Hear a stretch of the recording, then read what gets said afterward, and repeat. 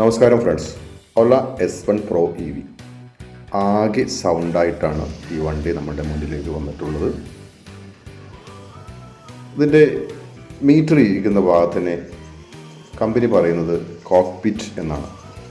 ഈ കോക്ക്പിറ്റ് സൗണ്ടായിട്ടാണ് ഇന്ന് നമുക്ക് നമ്മളുടെ ഫ്രണ്ടിലേക്ക് വന്നിട്ടുള്ളത്. അതിന് നമുക്ക് ഓടിച്ച് നോക്കിയിട്ട് ജസ്റ്റ് തട്ടി നോക്കിയാൽ നല്ല സൗണ്ട് കേൾക്കാൻ പറ്റും. ആകെ ഒരു ഡിസ്റ്റർബ്.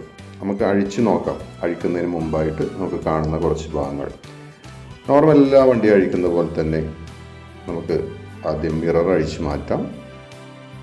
ലെഫ്റ്റ് റൈറ്റ് മിറർ നമ്മൾ അഴിച്ചു മാറ്റി 3 അലങ്കി ബോൾട്ടുകൾ, അലങ്ക് ഫ്ലാഞ്ച് സ്ക്രൂസ് 3 അഴിക്കുക. നമുക്കത് തിക്കിയെടുക്കാൻ വേണ്ടി ഇത്തരം ഉപകരണങ്ങൾ നമുക്ക് ഉപയോഗിക്കാം. ഇതാണ് ഇതിൻ്റെ കവർ നോർമലി പൊട്ടിയിരിക്കുകയാണ്. നമുക്കതും കറക്റ്റ് ചെയ്യണം. ഈ 3 അലൻ ഫ്ലാഞ്ച് ബോൾട്ട് സ്ക്രൂസാണ് ഇതിന് വേണ്ടിയിട്ട് പിടിപ്പിച്ചിരിക്കുന്നത്. ഇത് അഴിച്ചാൽ നമുക്കിതിൻ്റെ കോക്ക്പിറ്റ് നമുക്ക് അഴിച്ചു മാറ്റാൻ പറ്റും. അഴിക്കുമ്പോൾ വളരെ ശ്രദ്ധിക്കേണ്ട ഒരു കാര്യം, ഇത് അതിൻ്റെ മൈക്കാണ്. നമുക്ക് കമാൻഡിങ് എല്ലാം കൊടുക്കാൻ വേണ്ടിയിട്ട്, വണ്ടിക്ക് കമാൻഡിങ് കൊടുക്കാൻ വേണ്ടിയിട്ടുള്ള മൈക്കായിരുന്നു. പിന്നെ ഉള്ളത് കോക്ക്പിറ്റിലേക്കുള്ള ഒരു കണക്ഷൻ. ഇത് ശ്രദ്ധിക്കുക, ഒരുപാട് ടിൽറ്റിങ് ചെയ്യരുത്.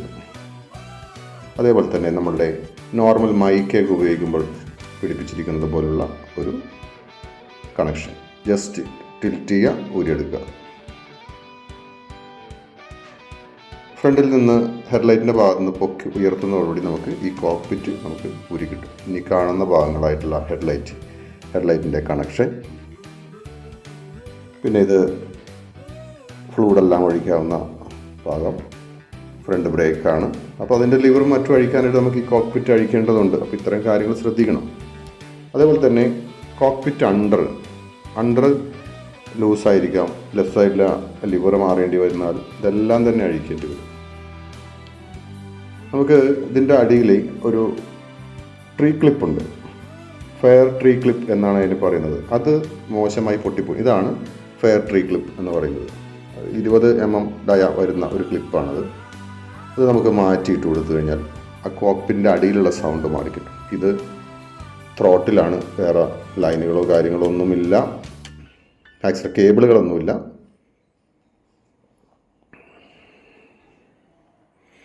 ഈ 2 മാർക്കുകൾ നിങ്ങൾ ശ്രദ്ധിച്ചിട്ടുണ്ടാവും. ആ ഭാഗത്തേക്ക് ഡബിൾ സൈഡ് ടേപ്പ് നമുക്ക് അവിടെ ഒന്ന് ഒട്ടിച്ചു കൊടുത്താൽ കോക്ക്പിറ്റിൻ്റെ സൗണ്ട് നമുക്ക് പരമാവധി കുറയ്ക്കാൻ പറ്റും.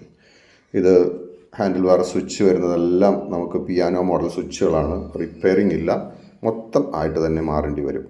ലെഫ്റ്റ് റൈറ്റ് നമുക്കൊന്നും വയറുകളോ മറ്റോ ഒന്നും അങ്ങോട്ട് മാറിപ്പോകില്ല. എല്ലാത്തിനും അതിൻ്റേതായ കോഡ് എഴുതി വെച്ചിട്ടുണ്ട് അതിൻ്റെ ഉള്ളിൽ. ഇത് കോക്ക്പിറ്റിൻ്റെയാണ്, വളരെ ശ്രദ്ധിക്കേണ്ട കാര്യമാണ്. വളരെ മൈന്യൂട്ടായിട്ടുള്ള പിന്നുകളാണ്. കട്ടായി പോയാൽ ഇതൊരു വലിയ വില കൊടുക്കേണ്ടി വരും. ഇത്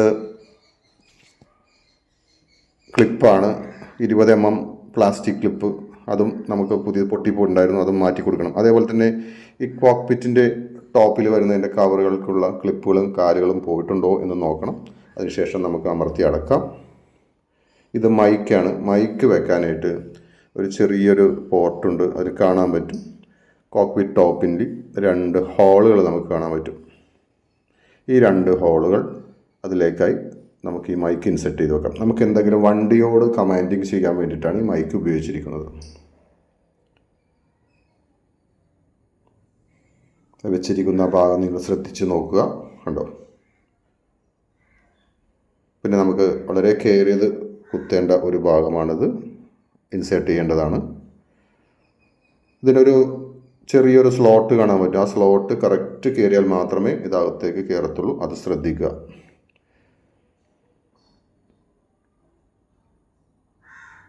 കറക്റ്റായിട്ട് കയറ്റിയിട്ടിട്ട് ആ ലോക്ക് പൊക്കത്തേക്ക് വെച്ച് ജസ്റ്റ് ഒരു ടിൽറ്റിങ്, അത്രയേ ഉള്ളൂ. ഈ കവറ് ഇട്ട് കഴിയുക, സെറ്റ് ചെയ്യുക. നമുക്ക് നാളെ ഇതിൻ്റെ ഫ്രണ്ട് വീലൊന്ന് അഴിക്കണം. Okay, thank you ABCD.